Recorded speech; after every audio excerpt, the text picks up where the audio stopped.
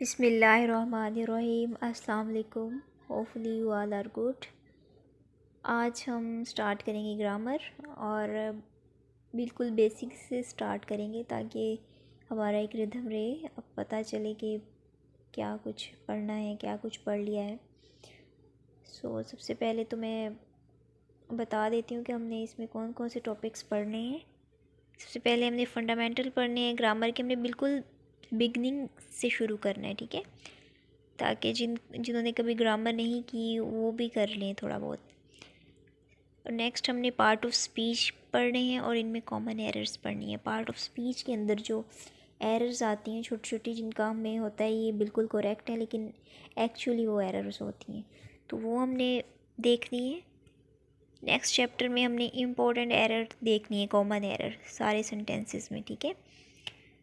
जो चीज़ें एरर होती हैं हमें अक्सर होता है पेपर में क्वेश्चन आया होता है कि इसमें से एरर ढूंढें या करेक्शन करें, तो हमें मिल नहीं रही होती, हमें लग रहा होता है ये सारे ही ठीक हैं, तो वो चीज़ें थोड़ी थोड़ी इसमें आएंगी, कॉमन एरर्स। नेक्स्ट चैप्टर 4 में हम पढ़ेंगे ट्रांसलेशन पढ़ेंगे, यूज़ ऑफ हेल्पिंग वर्ब्स पढ़ेंगे like is, are, am, where, were, here, there, it. और टेंसेस देखेंगे, टेंसेस में सारे ही आ जाएंगे, active, direct, indirect, active, passive, सारा कुछ। तो use of may, might, can, could, should, ought to, must देखेंगे, use to be, about to be, going to be, use of would that, use of although yet, lest, should, as if, through, so that, use of as long as, until, unless, use of hardly, scarcely, as soon as, यानी ये सारे इसके use देखेंगे हम। और use of some special conjunctions and phrases देखेंगे, imperative sentences देखेंगे, use of let, causative verb देखेंगे, use of gerund and participles देखेंगे, यूज़ ऑफ इन्फिनिटिव।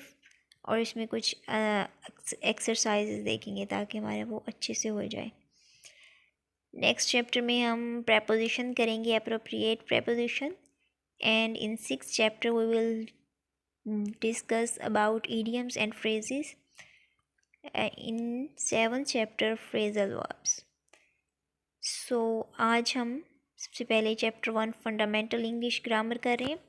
ये मैंने पिक्स लेके ना बुक से, तो इधर PDF वो फाइल बना दी है एक, ताकि आप यहीं से देख सकें, ताकि मुझे टाइप ना करना पड़े टाइपिंग। ये पिक्स से ही मैंने आपको इधर, अगर कुछ भी शो ना हो तो मुझसे आप पूछ सकते हैं। तो चैप्टर 1 में फंडामेंटल इंग्लिश ग्रामर। सबसे पहले बिल्कुल जैसे मैंने आपको बताया, बिल्कुल बेसिक से हम स्टार्ट कर रहे हैं। सबसे पहले ये आपको चीज़ें पता भी होंगी लेकिन फिर भी हम एक दफ़ा इसको कर लेते हैं। लेटर और अल्फ़ाबेट जो है आपको पता ही है, ABC में 26 होते हैं और उनको 2 ग्रुप्स में डिवाइड किया गया है, वोवल्स और कॉन्सोनेंट्स। जो वोवल्स होते हैं वो कौन से हैं? 5 वोवल्स होते हैं, A, E, I, O, U। और कॉन्सोनेंट्स जो वोवल्स नहीं हैं, जो बाकी 21 बचते हैं, वो कॉन्सोनेंट्स हैं। ये हो गया हमारा letter. Next is word. Word क्या है?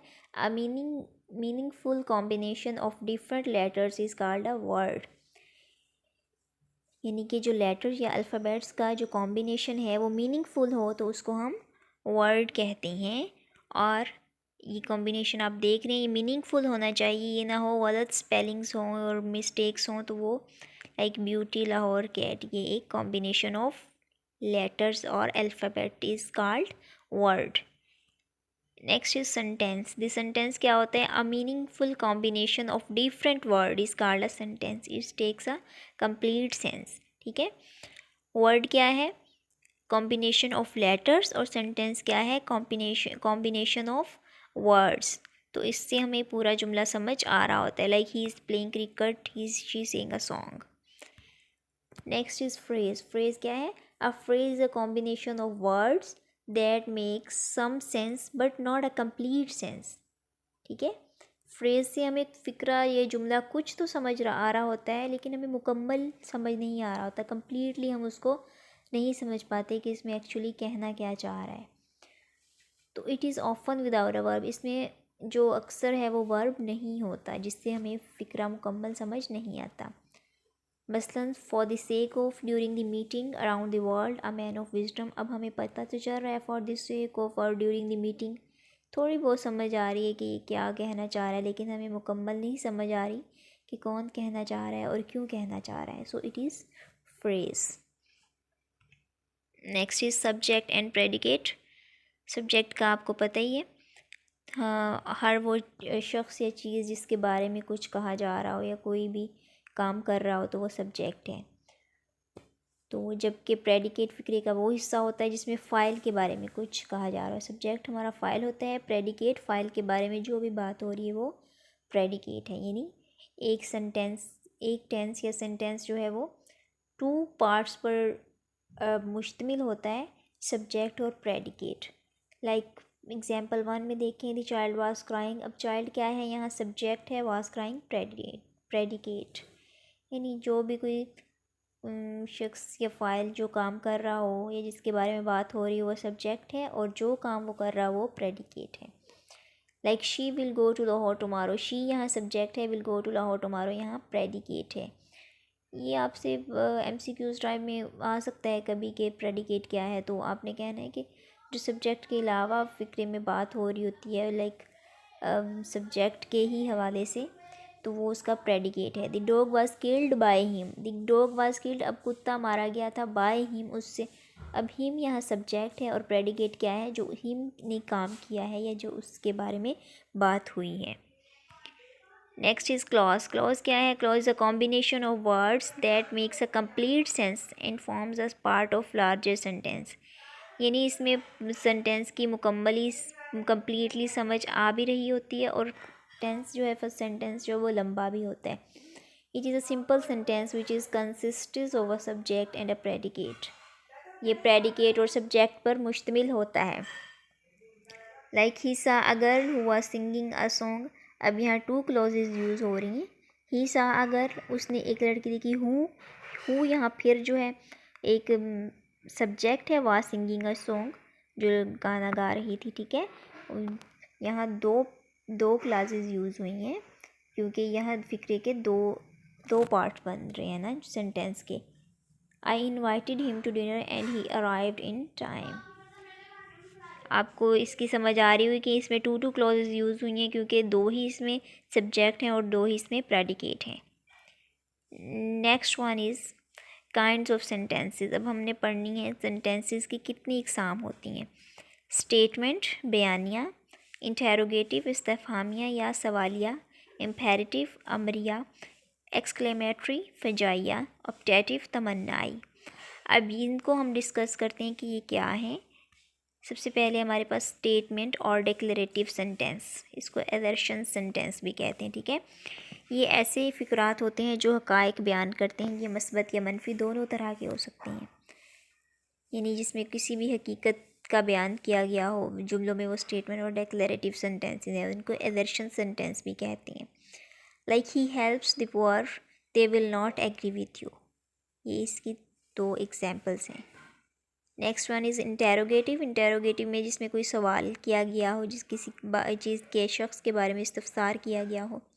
Like who knocked at the door, are you writing a letter, will your mother help me. इन जिसमें भी कोई क्वेश्चनिंग की गई उसको कहते हैं interrogative. Next is imperative sentences. ऐसे फ़िक्रात जिसमें किसी काम के करने या ना करने का हुक्म, नसीहत, तजवीज़ या इल्तिजा की जाए, इसको इम्पेरेटिव या इंशाइया फ़िक्रात कहलाते हैं। लाइक सबसे पहली एग्जांपल में रिंग द बेल, हुक्म है, इसमें ऑर्डर किया गया है। प्लीज़ हेल्प मी, इसमें रिक्वेस्ट की गई है। डोंट मेक अ नॉइस, इसमें किसी चीज़ से मना किया गया है, प्रोहिबिशन। नेक्स्ट में लेट्स वर्क हार्ड, इसमें किसी काम के बारे में सजेस्ट किया गया है। डू योर ड्यूटी ऑनेस्टली, इसमें किसी चीज़ की एडवाइस की गई है, ठीक है। यानी इसमें किसी काम का कोई भी हुक्म करना हो, दरख्वास्त करना हो, किसी चीज़ से मना करना हो, तजवीज़ करना हो, नसीहत करना हो, तो वो होते हैं imperative sentences. Next is exclamatory sentences. वो क्या होते हैं, ऐसे फ़िक्रात जिसमें खुशी, गमी, हैरानगी, नाराज़गी, अफसोस, तासुफ़ या किसी जज्बे का इज़हार हो, तो इसको इस्तजाइया या एक्सक्लेमेटरी सेंटेंसेस कहते हैं। Like what a beautiful flower it is. अब इसमें हैरानगी का इजहार किया गया है, तो इसमें एक्सप्लेनेशन मार्क भी आता है एंड पे। नेक्स्ट चीज़ हुर्रा, जब भी खुशी का इजहार किया गया हुर्रा आएगा और एक्सप्लेनेशन मार्क्स आएगा। Pakistan has won the match, Pakistan match जीत गया। Next alas he failed in examination, अब यहाँ अफसोस का सोरो, तो अलास के बाद एक्सप्लेनेशन मार्क आया है, तो ये हो गया explanatory sentence. Next is optative sentence. Optative तमन्नाई, जिसमें किसी चीज़ की विश की जाए, ख्वाहिश की जाए। Would that I were a king, काश मैं एक बादशाह होता, तो इसमें तमन्ना की गई है। मे यू लिव लॉन्ग, इसमें किसी नेक जज्बे का, तमन्ना का, ख्वाहिश का इजहार किया गया है। नेक्स्ट हम क्लासिफिकेशन ऑफ सेंटेंस पढ़ेंगे कि सेंटेंस को, क्योंकि सेंटेंस ही की बात होनी है। नेक्स्ट पहले हम सेंटेंस के बारे में थोड़ा पढ़ लें।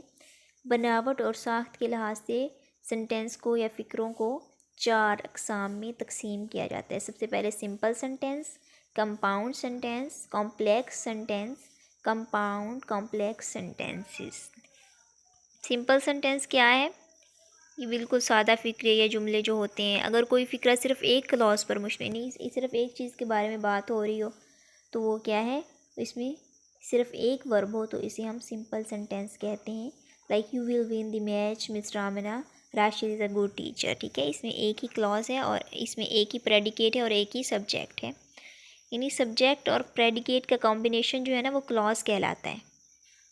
Next one is compound sentence, जब दो या दो से ज़्यादा फ़िक्रात को कंजक्शन, यानी कंजक्शन कौन से होते हैं हमारे, एंड, बट, नॉर और नॉर, यानी जो दो फ़िक्रे के दो पार्ट्स को आपस में जोड़ रहे होते हैं, और उर्दू में इन्हें हरूफ रब्त भी कहा जाता है, वाव जिसको कहा जाता है, वाव वाले, तो ये इनको कहते हैं हम कंपाउंड सेंटेंसेस। इसमें दो या दो से ज़्यादा मेन क्लॉजेज हो सकती हैं। Like he went to college but I stayed at home. अब इसमें दो क्लॉजेज यूज़ हुई हैं, ही वेंट टू कॉलेज। अब यहाँ एक सब्जेक्ट और प्रेडिकेट एक इधर है और एक बट के बाद है, तो बट ने इनको आपस में इनको कंजक्ट कर दिया, इनको आपस में एक रब्त पैदा कर दिया, तो ये 2 क्लॉजेज हो गई एक सेंटेंस में। ठीक है, यानी एक सेंटेंस में 2 क्लॉजेज यूज़ हो सकती हैं। Student reach in time and did their work well. अब यहाँ भी आपको पता चल गया होगा कि एंड के बाद भी एक क्लॉज यूज़ हुई है, तो 2 क्लॉजेज यहाँ यूज़ हुई हैं। Next one is complex sentences. पेचीदा फ़िक्रात क्या होते हैं? ये एक या एक से ज़्यादा सब ऑर्डिनेट क्लॉज पर भी मुश्तमिल हो सकते हैं। ठीक है, यानी एक इसकी मेन क्लॉज होगी और एक मेन क्लॉज की सब ऑर्डिनेट क्लॉज होगी। लाइक फर्स्ट एग्जांपल में देखें, I guess that he will come soon. I guess that क्या है, ये एक मेन क्लॉज है। अब यहाँ फ़िक्रे में 2 क्लॉजेज नहीं है। 2 क्लॉजेज तब होती जब एंड और नॉट यानी कंजक्शन वर्ड यूज़ होते, लेकिन यहाँ क्या है, मेन क्लॉज उसकी क्या है, ही विल कम सून। अब यहाँ इसकी सबऑर्डिनेट क्लास है। He asked me who rang the bell. अब यहाँ main clause he asked me है, हु रैंग द बेल क्या है, सबऑर्डिनेट क्लास है। Next one is compound complex sentences. ये क्या होते हैं? इनमें कम से कम 2 आज़ाद क्लॉजेज होती हैं और एक या एक से ज़्यादा मातहत, यानी इसमें जो मेन क्लॉजेज हैं वो 2 होंगी और सब ऑर्डिनेट क्लास 1 होगी। ठीक है, like Aslam went to Lahore and visited very place. अब असलम वेंट टू लाहौर, ये क्या है, मेन क्लॉज है, एंड विजिटेड वेरियस प्लेसेस, ये भी मेन क्लॉज है। Which were of his interest, ये क्या है, सब ऑर्डिनेट क्लास है, यानी जिसके बारे में बात हुई है वो क्या है, सब ऑर्डिनेट क्लास है। नेक्स्ट वन इज़ नेक्स्ट हम इंशाल्लाह tomorrow will talk about the part of speech and the common error. Chapter 2 हम डिस्कस करेंगे, जिसमें पार्ट ऑफ स्पीच और कॉमन एरर के बारे में हम बात करेंगे। तब तक के लिए अल्लाह हाफिज़।